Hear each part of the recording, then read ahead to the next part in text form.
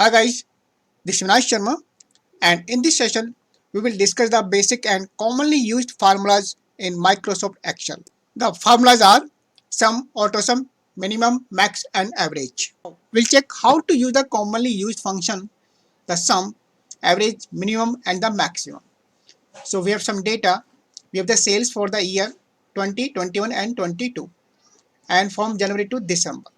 So first of all, we need the total of the year, say 2020, and this is the cell. So we have selected this cell. This is called the active cell. So first of all, we can type the formula directly here. Say equal, then sum, bracket start, and the range. Range is B column and these are the rows. So B2, then colon B13 up to December, and B13, then enter key. So we have the total for this column for all values. Or second way, go to the formulas and auto sum. So once you select the sum, then you can see the whole column automatically is selected and the range is defined in the formula and formula is displayed automatically. Just you need to press the enter key and we have the total for this 21. This is the total of these values. Okay. Second way, if I remove this one, and there is a shortcut key of the auto sum. So alter, then equal, then alter, then equal. So we can see this is the equivalent to the auto sum. This is the shortcut key of the auto sum. Enter key and we have the total. Now we apply the shortcut key for the next year 22. Alter, but we have a problem because there are some blank value in two cells. If this is the case, then the selection breaks on the blank cell. So we have the two blanks, this blank and this blank. First of all, how to resolve this blank value? First of all, we have to input some value in the blank. You can write anything. Suppose this is a numeric value. So we should display the 0 instead of the blank value. For this purpose, select the range. Then in home, we have a find and select. In find and select, we have the go to or go to special.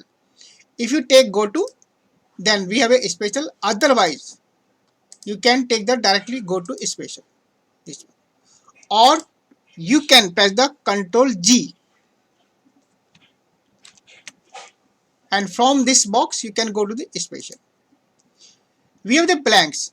Select the blanks. Okay. So all blank cells are selected. The background color of the very first blank cell is the white and the rest for the blanks are the gray. Do nothing. Do not please press the enter key. Just type the value you want for the blank. Say in my case I type 0 and now just press the Control enter. You can see. So other blank cell is also filled with the same value which I input in the first cell. If there is a 10,000 cells and it is very difficult to find out how many cells are blank, so in that case you can use this trick. Okay, now we have the value in all columns. Now I try the same formula, alter equal, and press now. The value is correct now. Now we do average. So we can type average odd from the formulas. We can take auto sum, then average. Then B1 again B14. So 13. B2 column B13. This is the average and minimum value.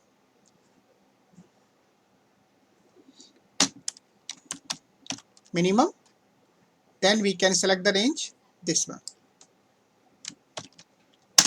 So minimum value is the 211 and the maximum value equal max. Then again we can select the range, enter. So we have the maximum value that is the 980, this one. Sometimes our requirement is different. Say we need the total from July 20 up to April 21. Means from July to December for 20 and for 21 from January to April. So we have to calculate the value from two columns. So for this purpose, we can write sum, then B8 colon B13. So this is the range for the year 20 from July to December. Then comma, second range for the 21, second range, say C2 from up to the April, that is the C5. So this is how we can define the formula for calculating the value from the multiple columns or multiple ranges.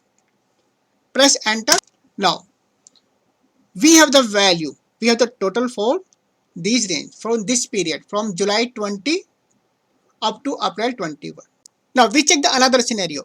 We have some data, we have the amount, then percentage, 10%, 34, 21, 5% and the percentage amount.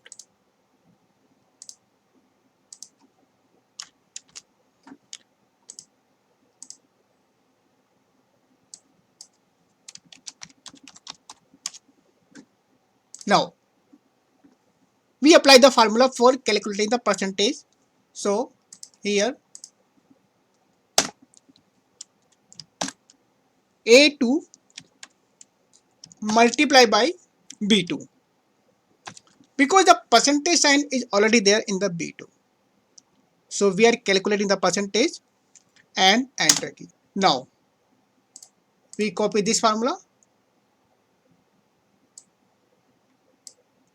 So we have the calculated percentage amount of all this figure. But we have a problem with these figures because these figures are the negative figure. That's why we have the negative value. But we do not want to display the negative value. We want, if the value is negative, then it should display the 0 instead of. And later on, if the value change, if the negative value becomes a positive, then it should display the actual value. So what to do? Go to this one.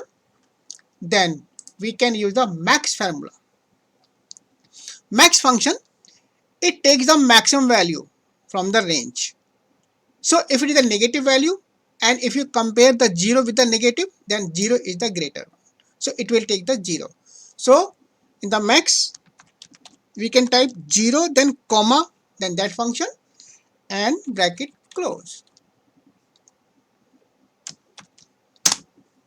Okay, now we copy this whole formula. Now we can see we have 0. If you compare the negative value with the 0, then 0 is greater than negative value. So max function will take the maximum value, that is the 0. And later on, if you change the value, say you remove the negative sign, make it positive, then what happens? So we have actual value. The 7% of this 8235, that is the 7%. So guys, this was all about the commonly used function in Microsoft Excel. Thanks for watching the video.